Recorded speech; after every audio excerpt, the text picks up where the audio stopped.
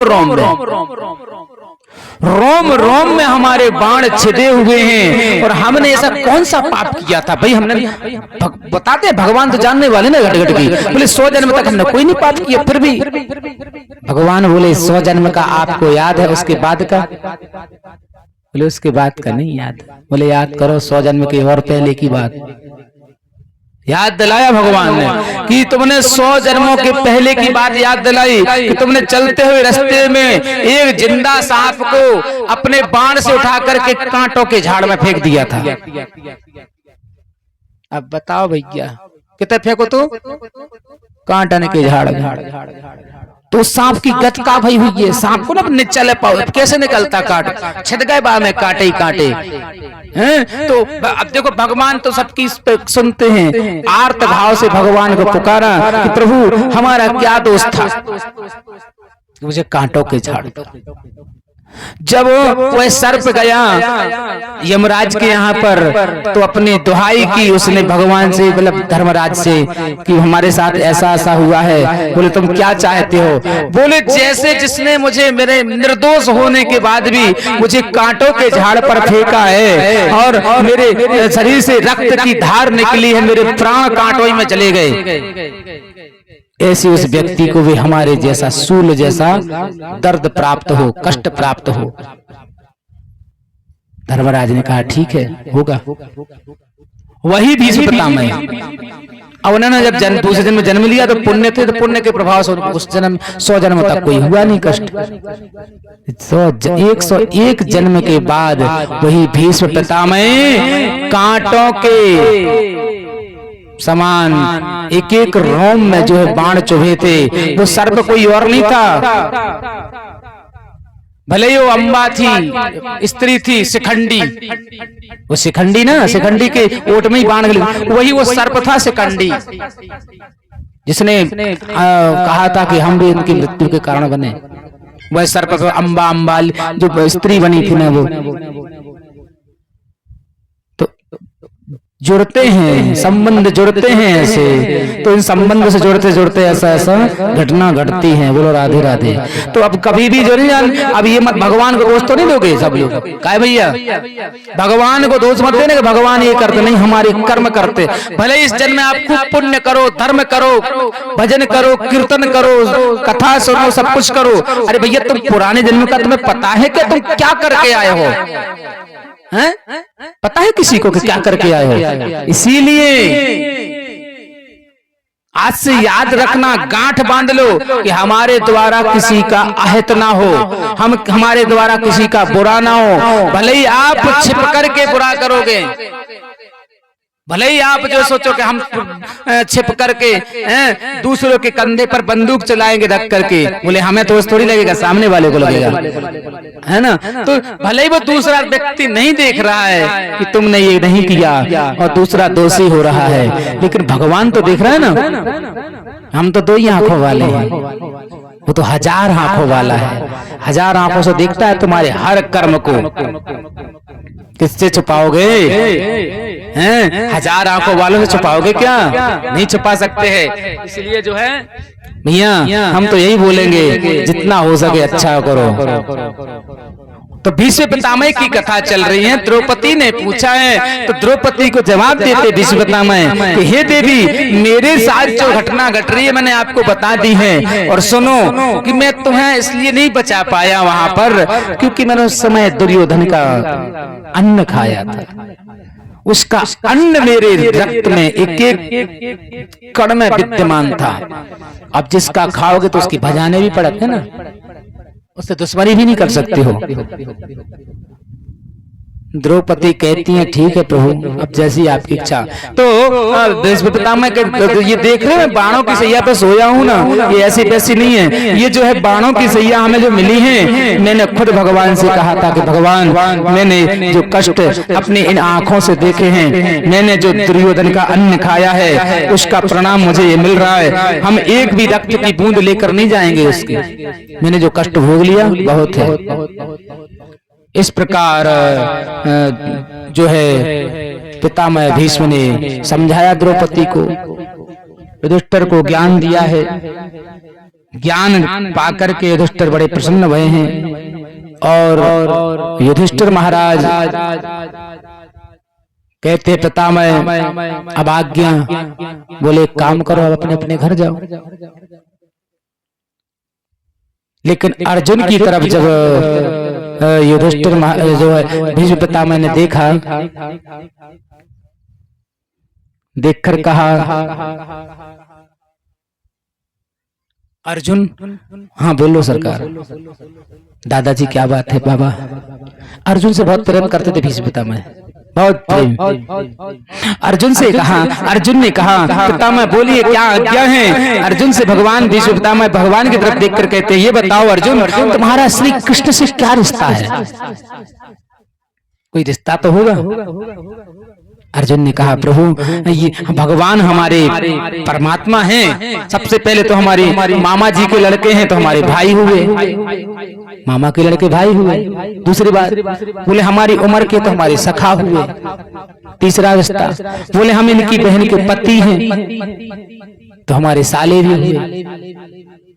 एक और रिश्ता बोले इन्होंने हमारा रथ चलाया है तो सारथी है। दूसरी बात एक और रिश्ता बोले इन्होंने मुझे महाभारत की सभा में, महाभारत के महान युद्ध में 18 अध्याय की जो है गीता को सुनाया है ना। भगवान ने सुनाया था गीता अर्जुन को। बोले हमारे गुरु भी हुए। इतने रिश्ते हैं भगवान से। तब पितामह हंसने लगे। बोले तुमने इतने रिश्ते बना लिए भगवान से, अब मैं भी एक रिश्ता बनाना चाहता हूं इनसे। अब हमारा भी रिश्ता सुनो भगवान, तुमने अर्जुन से इतने रिश्ते बनाए हैं, एक हमारा ही बना लो। भगवान ने कहा बताओ पितामह कौन सा रिश्ता बनाना चाहते हो? मैं तैयार हूं। तो पितामह कहते हैं तुम हमारे दामाद बन जाओ। क्या बन जाओ? दामाद। अरे अर्जुन तो हबाक रह गए, दांतों तले उंगली दबा ली। बोले बाल ब्रह्मचारी हैं, ब्याह भाई नहीं है, इनकी पुत्री कहां से हो गई?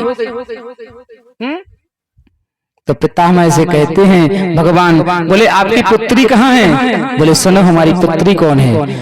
इतिमति रूपी कल्पिता वितृष्णा भगवती सात्वतम पुंगमे विभूम्नि स्वसुखमुपगते क्वचिदभिहर्तुं प्रकृतिमुपयुर्कयद् भव प्रभावा त्रिभुवन कमलं तमालवर्णं रविकर गौराम्बराम्बरं ददाने बपुरल ककुला वृताननाब्जं विजय सखे रतिरस्तु मे नवद्या। भीष्म पितामह पुष्पताग्रा छंद में भगवान से प्रार्थना कर रहे हैं। बोलते इतिमति रूप कल्पिता तृष्णा। हे प्रभु हमारी जो मति है, हमारी मति जो है वो हमारी बेटी है। अर्जुन बोले धत तेरे की, हम तो सोचते थे इनकी बिटिया कहाँ से आ गई, तो बाल ब्रह्मचारी है। अर्जुन को तो मतलब अर्जुन तो जे भी सोचने लगे सब जने इत्यादि। बोले ये सो तो नहीं कि भीष्म पितामह ने दुख के ब्याह कल्ला हो गए हैं, दुख के छिप के शादी कर ली, सबके लाने जा दिखा रहे कि हम तो बाल ब्रह्मचारी हों और पता नहीं कहाँ की कौन सी कन्या से विवाह कर लिया होगा, पुत्रियां हो गई होंगी, तब तो भगवान से कह रहे उनसे विवाह कर लो। भीष्म पितामह जानते थे। भीष्म पितामह बोले नहीं नहीं नहीं हमारी कोई शादी नहीं हुई है, हमारी जो मति जो होती है ना हमारी, ये मति हमारी बेटी है। हे प्रभु ऐसे हमारी मति रूपी बेटी को आप वर्ण कर लीजिएगा कि जब तक हमारी मति आप नहीं लोगे तब तक आपके चरणों में हमारा प्रेम नहीं रहेगा। जब तक अपनी मति भगवान को नहीं दियो तुम, तब तक तुम्हें भगवान के चरणों में प्रेम न रहेगा। तो भीष्म पितामह की इस बात को भगवान ने स्वीकार किया है। भगवान की जो है पुष्पताग्रा छंद में बड़ी प्यारी स्तुति की है। और तब भीष्म पितामह ने कहा कि हे प्रभु अब हमारा समय आ चुका है, अब आप हमें अपने धाम में ले चलिए। भगवान ने कहा ठीक है चलो। बोले जब तक हम ना बोले जब तक ना तो सब भगियो। भगवान मुंह फुला के ठाड़े हो गए। बोले अब यार अब बताओ तो इच्छा मृत्यु को वरदान है विष्णुतामय को। तो बोले जब इच्छा होगी तब मरेंगे, ये वरदान था उनको। भगवान ने सोचा ऐसा ना हो कि इनकी इच्छा मृत्यु है, 1 साल के लाने बोल रहे 1 साल तक ठाड़े रहो और हम इनकी तरफ देखें, जी हमारी तरफ देखें। भीष्म पितामह बोले नहीं नहीं नहीं, इतना तो करना स्वामी जब प्राण तन से निकले, गोविंद नाम लेकर जब प्राण तन से निकले। प्रभु हमारे प्राण जो निकलना है ऐसे निकले कब? बोले आपका नाम लेकर निकले। हाँ, जिसका भगवान का नाम लेकर प्राण निकलता है तो उसे फिर संसार में नहीं रहना पड़ता है, फिर तो भगवान के ही धाम को जाता है। ऐसा जो है भागवत में लिखा है, ऐसा गीता में लिखा है, तो सभी शास्त्रों का कथन है कि भैया ये संसार सागर है, कभू नाम लियो चाहे ना लियो, लेकिन अंत समय में भगवान को नाम अवश्य लेना, अवश्य लेना। लेकिन पनवेशरो अंत समय में नहीं आता भगवान को नाम, नहीं आता है ना। हाँ खूब, जैसे अब ऐसा होता है कि कोई एक बार की बात है सुनो। एक बुढ़ी औरत थी, मतलब 90-95 साल की, अंत समय हो रहा तो बाको लड़का बिटिया बोले बहू तुम जा रही बताओ क्या करने? अब बहू हाँ ऐसे कर रही है। बोले हाँ। अब हमने कही बड़ी दिक्कत हो गई, बहू कुछ कह ही नहीं पा रही। हमने कही एक काम करो, बहू से कह दो सीताराम सीताराम जपो, अंत समय आ गो। भाई बहू ने सुनी कि महाराज कह रहे अंत समय आगा, सोई बहू बोल पड़ी।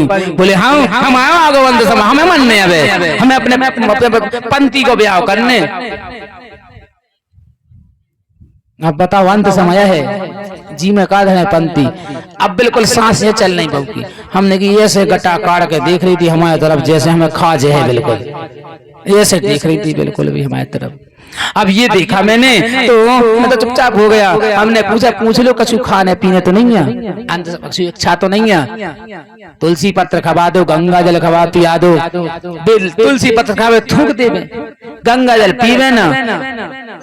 हल्की बहू हती नत बहू। बोले बहू बताओ तुम्हें का खाने डुक्को हमें बता दो। बोले हम बताएं? बोले हाँ। बोले जो तुम्हारा जो है वो रेक पे अचार को डब्बा धरो, पर साल को आंवरी को अचार आओ। बोले ले वो अचार ले आओ, वो कराओ लग रहा वो खा ले, तनक से ऐसे ही चाट ले। धक तेरे की बताओ अंत समय भी अचार दिखा रहा हो, नाती दिखा रहे, पंथी दिखा रहे हैं। कार है जीवन को अंत समय में जो करने तुम्हें। अरे जब को पता है कि जाने हैं, अगर तुम्हें पता चल जाए कि भैया अब हमें जाने हैं तो तैयारी अपनी शुरू कर दो बिल्कुल। बोले अब हमें तैयारी जा करने कि संसार से मोह त्याग दो। आपने कल की कथा में अभी ये सुनना है अभी ना, तो कल यही तो बोल रहे थे, रात में बोल रहे थे कथा में कि अगर अंत समय सुधारना तो भगवान के हो जाओ। हाँ अभी आगे आएगा अंत समय में करने के लिए क्या बोला है भगवान ने। तो भीष्म पितामह ने कहा कि भगवान आप तो बस हमें अपनी सांवली सूरत दिखाओ, बस इसी को देख के ही जाना है। और भीष्म पितामह भगवान को देखते रहे और देखते भीष्म पितामह के प्राण निकले और निकल करके भगवान के चरणों में प्रवेश कर जाते हैं। बोलवा के बिहारी लाल की जय, वृंदावन बिहारी लाल की जय। तो यहाँ पर भीष्म पितामह का जो है अंतिम संस्कार किया पांडवों ने। अंतिम संस्कार करने के बाद भगवान सभी जो है हस्तिनापुर वासियों से विदा लेकर चले। अब विदा लेकर चलते हैं तो हुआ क्या है कि यहाँ पर जो हम अभी इस कथा सुना रहे थे आपको उत्तरा की गर्भ की, जिसको भगवान ने बचाया था ना, वो कथा सुना रहे थे आपको। तो उस उत्तरा के गर्भ से जो बालक पैदा होता है वो परीक्षित जी के नाम से प्रकट हुआ है, जो है प्रख्यात हुआ है। जब उस बालक परीक्षित जी का जन्म हुआ तो जन्म लेते ही वह रोने लगे। कहीं कहीं तो ये लिखा है कि जन्म लेते ही पालथी मार के बैठ गए, कहूं कहूं यो भी लिखो है, आलती पालती मार के और रो रहे थे। अब सूर के घर में बालक जोर जोर से रोवे तो कुंती मैया को बड़ा आश्चर्य हुआ, बोले बालक रो क्यों रहा है। तुरंत ही उन्होंने ठाकुर जी को, अगर जो भी समस्या आती थी तो ठाकुर जी के ही लिए ही जो है याद किया जाता था। वे याद आउ थे और कोई नहीं आउ थे, और बेई काम है और कोई नहीं आउट काम है आउ थे, सब स्वार्थ है। सुर नर मुनि सब की यह रीति, स्वार्थ लाग करहे सब प्रीति। सबकी जा रीति है, स्वार्थ में ही प्रेम करता है इंसान से, बाकी नहीं करता है। और देखो एक और बात बताए दे रहे, अगर आपको परीक्षा लेनी है तो लेके देख लीजिए। परीक्षा लेना है तो लेके देखना। कब? बुरे समय में, बुरे समय में परीक्षा लेना सबकी, पत्नी की, पिता से, भाई से, मित्र से। जो आपका जब बुरा समय आता है तो इनसे परीक्षा लेके देख लो। अगर जो परीक्षा में पास हैं तब तो ठीक है, नहीं तो गड़बड़ है काम, फिर मोह त्यागना पड़ता है। एक ऐसे ही था जो एक बड़े प्यारे व्यक्ति थे, उन्हें अपने परिवार से खूब मोह था, खूब प्रेम था, लेकिन साथ में भगवान के परम भक्त थे, एक संत की सेवा में रहते थे। संत की सेवा में रहते हुए बढ़िया संत की सेवा करते, और संत हमेशा जा करते कि बेटा जो संसार बहुत मतलबी है, कोई इसमें किसी का सगा नहीं। कल रात में गोकर्ण जी अपने पिताजी से भी तो कह रहे थे कि नहीं कह रहे थे, सुनी थी कथा रात में। भगने आओ तो की लेगा से धुंधकारी के लेगा, जब धुंधकारी उन्हें मार के भगाओ तो एक गैया को पुत्र कह रहा शिक्षा दे दो, जिसके पालक पिता बने थे। क्या कहा था पता है, याद है? नहीं है याद? क्या है बताओ? गोकर्ण महाराज ने बताई थी, है ना? कहा था असार, ये संसार क्या है? असार है। संसार में कोई किसी का सगा नहीं है, सब दगाई दगा करने वाले हैं कि नहीं? कहा था ना, हम बता नहीं, अगर याद नहीं हो फिर से बता दें। सुनो, उन्होंने कहा था क्या कि हे पिताजी आप इस माया को छोड़कर चले जाओ। बोले क्यों? बोले संसार में ना तो कोई किसी का पुत्र है, ना कोई किसी का मित्र है, ना कोई किसी की पत्नी ना पति। कि कहा ना उन्होंने कि असार खलो संसार दुख रूपी विमोह का, सुतम कस्य धनम कस्य स्नेहवान गलते आविनसमम। बोले ना तो धन किसी का है, ना स्त्री किसी की है, ना पत्नी किसी की, ना पुत्र किसी के, ना कोई कुछ नहीं है। बोले स्वार्थ का संसार है, कोई असार नहीं है संसार में। इसीलिए जो है भगवान को भजन करो। तो बता रहे उनकी कथा, वो बेचारा व्यक्ति एक संत का बहुत बड़ा भक्त था, संत महात्मा उसे बड़ा प्रेम भी करते थे।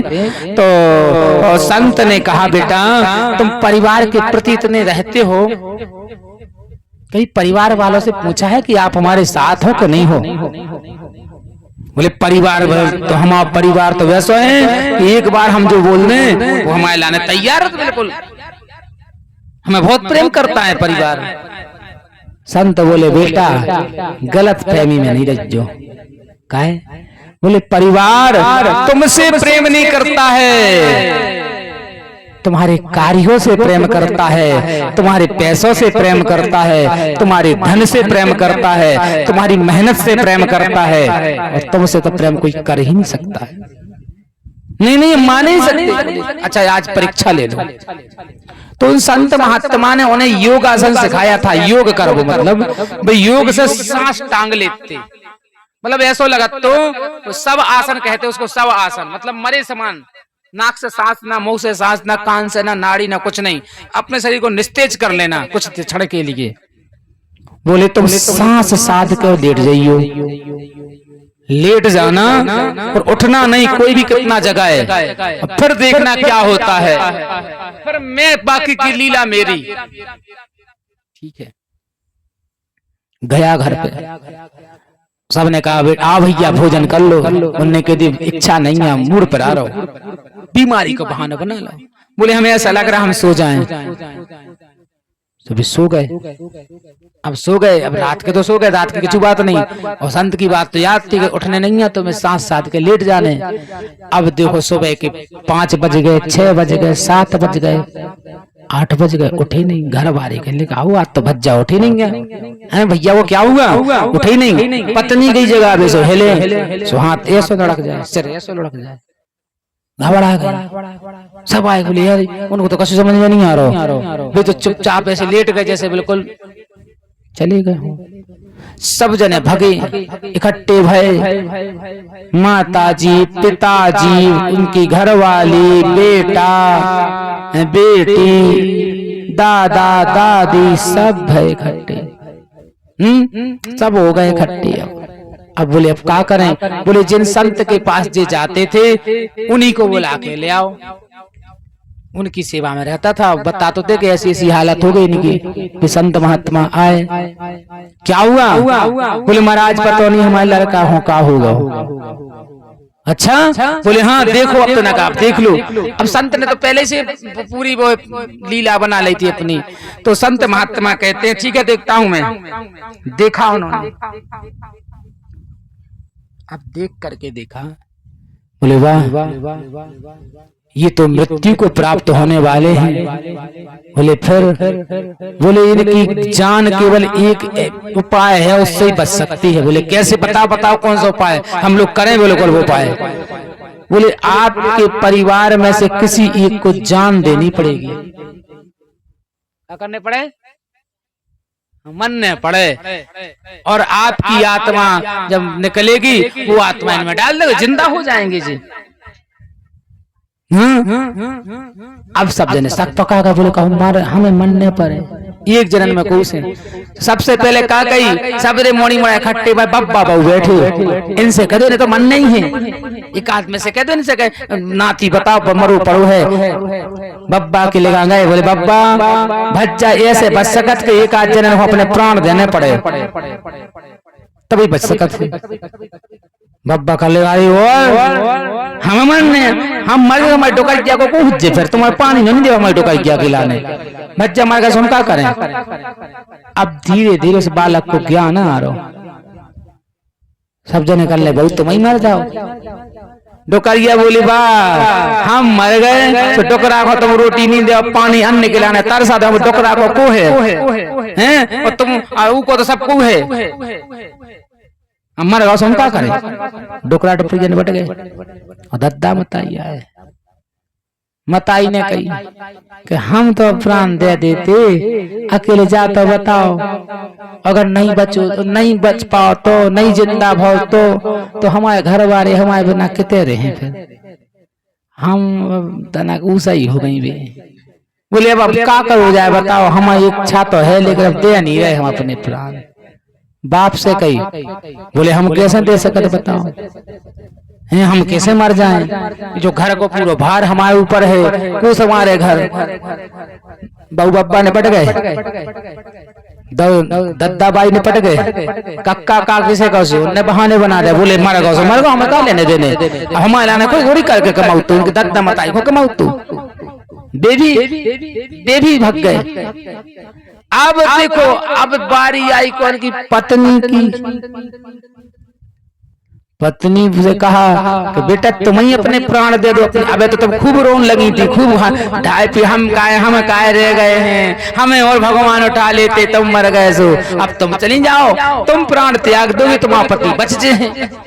अब पत्नी भी शक पका गई, बोली हम मरने आए, बोले हम मर जाए और जे जिंदा हो जाए फिर मोनी मुनन को का हुई है, और जे जिंदा हो जाए दूसरा ब्याह करा ले, हमारे मोनी मुनन को खावे तक ना दे है, हम काय को हम नहीं मर सकत, हम तो ठीक है ऐसा ही। अब बताओ सबकी परीक्षा हो गई कि नहीं? अब बताओ कौन प्रेम करता था उससे? करता था कोई? सब क्या है ये? सारी ये सब मोह माया है। ये मोह माया के चक्कर में पड़ा हुआ इंसान सबको ऐसा जान रहा है कि सब कुछ हमारे हैं। हाँ, तो वह बालक जो है, अब गुरुजी बोले एक काम करते हैं, अब हम ही कछु कर रहे, हम ही मरे जाते हैं, सो हम ही अपने प्राण दे के इसको बचाए लेते हैं। सब जने कर ले, हाँ महाराज सही कही तुमने, ऐसे ही करा, तुम कौन आगे पीछे को नहीं, तुम ही मर जाओ तो हमारा लड़का बच्चे और हम को भी मनने नहीं आए। साधु महात्मा बोले वाह होशियार की पूछ, बड़े होशियार निकले तुम्हारे बेटा, उठ जाओ। अब का कह रहे का करने? बोले गुरुजी कछु नहीं करने, सब माया मोह माया है, कोई किसी का नहीं है, कोई किसी का सगा नहीं है, सब पैसे के पीछे भागते हैं। और जैसे ही वो लड़का उठो सब निकल, अरे जो तो जिंदा हो गए, बोले जिंदा हो नहीं गा, हम तो जिंदा ही हते। जो तो नाटक नौटंकी चल रही थी, तुम उनकी परीक्षा ले जा रही थी। बोले बेटा अच्छी बात है, अरे हम तो उसे ये क्या, अरे वो सही कह रहे थे बाद में ऊपर के ऊपर नहीं कर। बोले गुरुजी आपने सही कहा था, ये संसार स्वार्थ का है, जब तक जिसका स्वार्थ रहता है तब तक रहता है, बाकी सब बेकार है। चलो गुरुजी के साथ चल दिए। तो हम कथा क्या सुना रहे थे आपको? यही कथा सुना रहे थे। हाँ, वह परीक्षित जी का जब जन्म हुआ है तो वो रोने लगे। अब रोने लगे हैं, सब लोग घबरा गए कि काहे रो रहा जो बालक, इस रोने का कारण क्या है इसका? सब घर परिवार के घबरा गए। कुंती माता ने भगवान को याद किया, भगवान प्रकट भये। भगवान ने कहा क्या हुआ बुआ? बोले बालक जब से जन्म लिया है रो रहा है, सो रो रहा है, चुप होने का नाम ही ना ले रहा है। तब कुंती माता ने कहा प्रभु कुछ उपाय करो। तो भगवान ने क्या किया, उस बालक को अपनी गोद में ले लिया, और जैसे ही भगवान ने उस बालक को गोद में लिया तो क्या होता है कि बालक चुप हो गया, हंसने लगा। किसी ने पूछा बालक भगवान की गोद में आकर क्यों चुप हो गया, क्यों हंसने लगा? तो सुनिएगा, वह बालक इसलिए रो रहा था कि गर्भ के अंदर जिस दिव्य पुरुष ने मेरी रक्षा की थी गर्भ में जाकर के, चतुर्भुज रूप लेकर के, वह तो संसार में जब मैं आया हूं कहीं दिख ही नहीं रहे हैं, और जब तक वो दिखेंगे नहीं तो मैं चुप नहीं हूंगा। और जैसे ही भगवान, तो भगवान ने बचाया था ना, अब भगवान ने बचाया था तो भगवान प्रकट हो गए, आ गए, हाथ में ले लिया, बालक शांत हो गया, हंसने लगा। ये कारण है भगवान ने तुरंत ही बालक को गोद में लिया है, और गोद में लेकर बोले देखो ये जो है अग्नि बाण से रक्षित हुआ है, पावक से इसकी रक्षा हुई है, इसलिए इसका नाम पड़ गया है परीक्षित। परीक्षित के नाम से जाना जाएगा। बोल वृंदावन बिहारी लाल की जय हो। ये भगवान की लीला है। अब बोले ब्राह्मण देवता आए, उस बालक का जन्म हुआ, ब्राह्मण देवता आकर के बड़े प्रेम से बालक का नामकरण किया है, कुंडली भी देखी। अब कुंडली देखी जात गिराबादारी पूछत पंडित जी के पास, अच्छे दिन अनुभव के सो है लड़का का है के गुण? तो ब्राह्मणों ने गुण बताए। बोले देखो ये भगवान राम की तरह धैर्यवान होगा, धर्मराज युधिष्ठिर आपके समान धर्मशील होगा, भीम के समान ताकतवर होगा, अर्जुन के समान गांडीवधारी धनुष जो है चलाने वाला होगा, अपने मामा श्री कृष्ण के समान संपूर्ण कलाओं में निपुण होगा, ये राजा मनु के तरह जो है हर कार्य को सफल करने वाला जो है सबको शिक्षा देने वाला होगा, धर्म की नीति पर चलने वाला होगा, अनेक प्रकार की शिक्षाएं दी, दानी होगा, राजा बलि के समान दानी होगा, ऐसी शिक्षाएं दी हैं। सबरे अच्छे अच्छे गुण बताते बताते बताते बताते एक अवगुण भी बता दिया। कौन सा? बोले हे महाराज, इस बालक के सब गुण अच्छे हैं, सब प्रकार का अच्छा है, लेकिन एक अवगुण है। बोले एक दोष है। बोले क्या है? बोले इसकी मृत्यु जो होगी सांप के काटने से हुई है।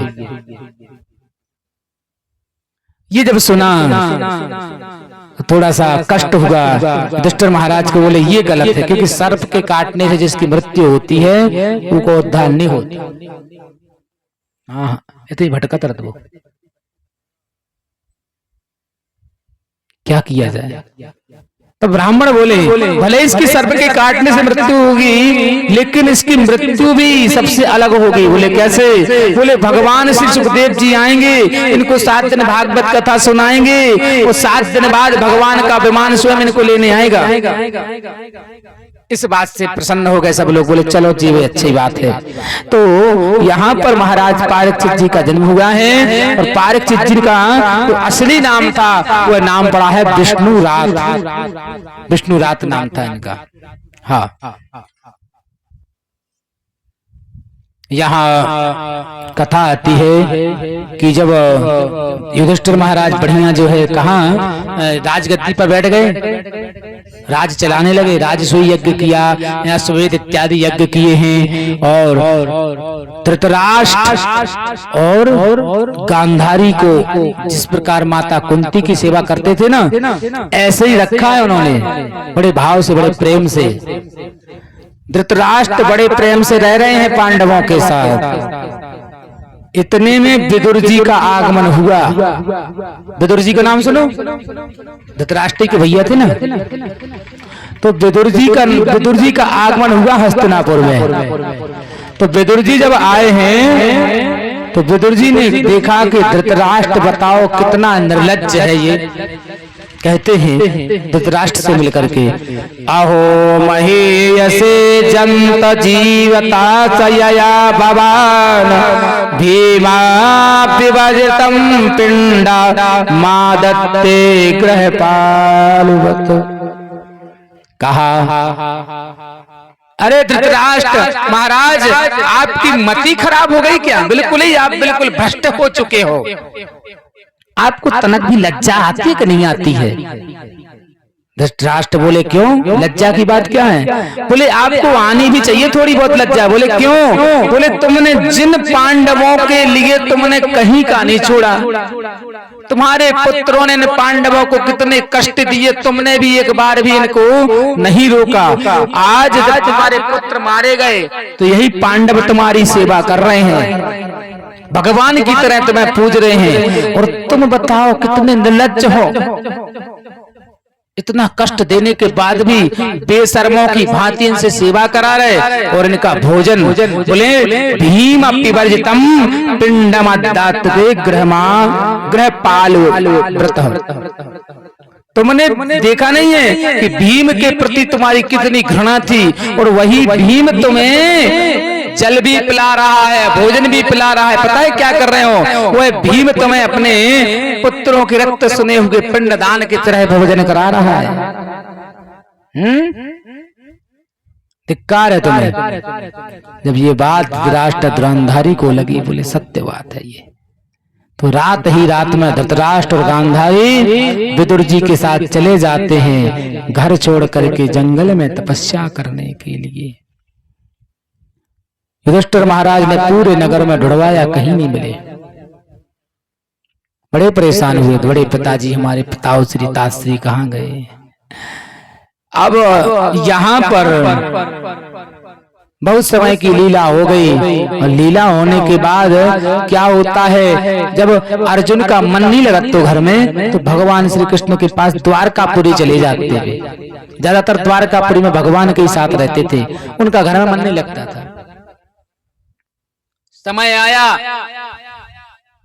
कि भगवान इस धरती को छोड़ करके गौलोक चले गए थे। लीला हो गई थी ना, अपने वंश का ज्यादा विस्तार देख करके बोले हमारे यदुवंश ज्यादा फैल गया है, आगे चल के इसको अभिमान हो जाएगा कि हम तो भगवान के वंश के हैं। तो फिर कहा है अत्याचार करने लगेंगे, पृथ्वी पर पाप बढ़ाएंगे। तो आपस में लड़वा भिड़वा करके वंश का विनाश करवा करके द्वारिका को जो है जल में डुबो करके भगवान स्वयं गोलोक चले गए थे। अर्जुन जो है को कहा था कि जाओ अब तुम जो है तुम भी अपना उद्धार करो, हमारी गोपियों की रक्षा करना, हमारे जो है महल जो हमारी स्त्रियां हैं इनकी रक्षा करते हो, जाओ ले जाओ सुरक्षित। अर्जुन को ही बड़ा घमंड होगा तो काय पे कि महाभारत को युद्ध हम न लड़ू, हम न जीतू, गांडीव धनुष को। भगवान ने भी लीला करी का भील बन के आए, क्या बन के आए? भील बन के आए प्रभु खुद ही, और खुद भील बन के आए हैं। और कहाँ हैं? क्या भीलन लूटी गोपिका वे अर्जुन वे बाण। यहाँ पे ये कथा आती है, समय बड़ा बलवान है, समय की बात है कि वही गांडीव धनुष था, वही बाण थे, वही अर्जुन थे, लेकिन जब भील उन गोपिकाओं को लूट के जा रहे थे, लेके जा रहे थे, तो ना तो अर्जुन का गांडीव काम आया ना वो बाण काम आए, बस ऐसे आ गए लुटे पटे। उन अपने डंडों से मार के भगाया था अर्जुन को भीलों ने। जब लौट के घर आए अर्जुन रोने लगे। यहाँ पर युधिष्ठिर महाराज को बहुत अपशकुन हो रहे थे। जब अर्जुन को आया हुआ देखकर युधिष्ठिर महाराज ने पूछा कि भैया क्या हुआ है, तुम इस प्रकार जो है क्यों रो रहे हो? तो अर्जुन छाती पीट पीट कर रो रहे, बोले हमारे कृष्ण हमें धोखा देकर चले गए, इस धराधाम को छोड़ के चले गए, हम अकेले हो गए, हम सूने हो गए, हम अनाथ हो गए। अब भगवान के जब गोलोक की बात सुनी, माता कुंती ने पहले ही प्राण त्याग दिए। सारे पांचों पांडव द्रौपदी मन में सोच रहे अब हम क्या करेंगे, यहाँ पे कोई हमारा सहारा ही नहीं बचा है। तो महाराज परीक्षित जी को 14 वर्ष की अवस्था में राजगद्दी दी। कितनी अवस्था में? 14 वर्ष की। और राजगद्दी पर बिठाल करके और स्वयं जो है महाप्रयाण के लिए गए हैं हिमालय पर्वत पर।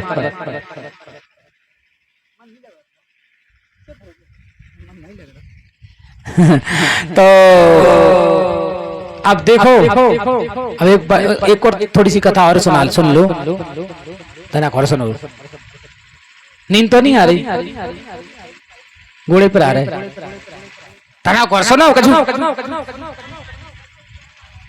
ऊँग तो रही हूँ, ऐसी तो हिल नहीं हो तुम। रात में नहीं सोती हूँ क्या?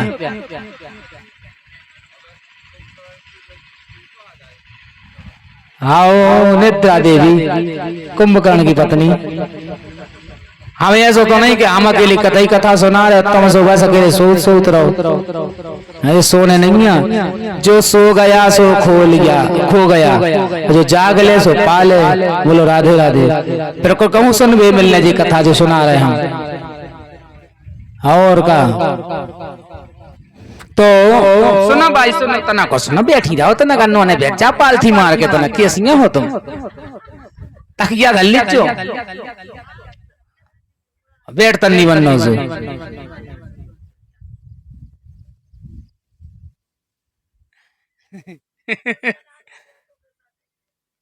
अरे अब ऐसा है, अगर हम नहीं किए तो तुम्हारा मन भी नहीं लगने। तनक नमक मिर्च लगावा जरूरी है। एक जगह कथा चल रही थी भाई, ऐसा ही बड़ी जजमान बैठे थे। अब जजमान बैठे तखत पे हमारे संग, ऐसे जैसे हम बैठे ऐसे बैठे तखत पे, उनकी घरवाली संग बैठे थे। अब बेटा आए थी तो घूंघट, रात भर की बेचारी जगी हुई है, अच्छी सोत नहीं, ऐसी हल में ऐसी हो हर बार। उनके पति ने एक जल्दी अच्छी चोट गया लाई, उनके घर वाले कहा करे सो, बोले सो नहीं रहे, कथा में मगन हो गए, कथा में मगन हो गए। बोले ऐसी ना हो जो के चगन मगन हो जाओ, है मगन तो रहो लेकिन चगन मगन नहीं हो जो, है कि नहीं? बोले हाँ तुम चुपचाप बैठो, हम सुन रहे हैं। हम तो अब काय सुन नहीं थी भी, जैसे अच्छी ऊँग आवे। अब एक नींद को झटका, बोलो एक नींद को झटका तो